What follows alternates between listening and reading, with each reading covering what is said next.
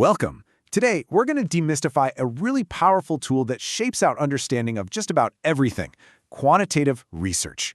We're going to dive into how researchers use numbers not just to count things, but to uncover some pretty solid, objective truths. So let's kick things off with a huge question. I mean, the world is messy, right? It's filled with opinions, conflicting stories, just a ton of noise. So how do we cut through all of that? How do we find some solid ground and figure out what's really going on? Well, the answer lies in a special kind of process, a really structured method designed to bring some order to all that chaos.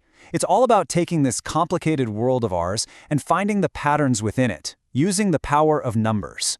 So what exactly is this method? At its heart, quantitative research is really just about explaining things by gathering up data you can count. The idea is simple, but it's incredibly powerful. If you can measure it, you can start to understand it in a really objective way. So what's the end game here? What are we trying to do? Well, there are a few key goals. First, you want to be able to answer questions like how many or what percent. You also want to be able to test an idea you already have, a hypothesis, and you need to do it all objectively. But maybe the biggest goal of all is to take what you learn from a small group of people and be able to say, hey, this probably applies to a much, much larger group too. Every great investigation starts with a question. But just having a question isn't enough. You need a plan, a blueprint. And in the research world, we call this the design. It's basically the architectural plan for your entire study. And this table here, this is basically the researcher's toolkit. Think of each of these designs as a different tool for a very specific job. If you want to prove, without a doubt, that A causes B, then you need a true experimental design. But what if you can't control everything perfectly? Well, then you might use a quasi-experimental approach. And if you just want to describe a situation, the what is, you go with a descriptive design. Or maybe you're just curious if two things are related, like hot weather and ice cream sales. That's a correlational study. The choice you make here really dictates what you can say at the end. Okay, so you've got your blueprint. Now you need people. I mean, you can't survey every single person on the planet, right? So who do you choose? This super important step is called sampling. And when it comes to sampling, researchers basically have two main paths they can take. On one side, you have probability sampling. This is the gold standard. Seriously, think of it like a fair lottery, where every single person you're interested in has an equal shot of being picked. Then, on the other side, there's non-probability sampling, which is a bit more, practical. It's less about perfect fairness and more about what's convenient or possible. Now, even inside that fair lottery method, there are different ways to do it. You could do a simple random sample, which is literally like pulling names out of a hat. Or you could get a little more sophisticated with stratified sampling.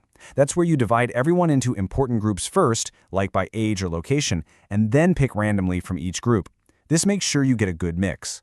You could even do a cluster sample, where you randomly pick whole groups at once, like all the students in 3 different schools. Now let's talk about those more practical, easy access methods. Convenience sampling is exactly what it sounds like. You just study whoever is easiest to find. Purposive sampling is a bit more targeted. You actually handpick people because they have some specific knowledge or trait you need. With quota sampling, you try to fill a certain number of spots for different categories to make your sample look more like the real population. And snowball sampling is pretty clever, especially for hard-to-reach folks. You find one person and then you ask them to connect you with others they know. Okay, so blueprint, check. Sample, check. Now it's go time. This is the part where you actually put the plan into action and start generating those numbers. It's data collection time.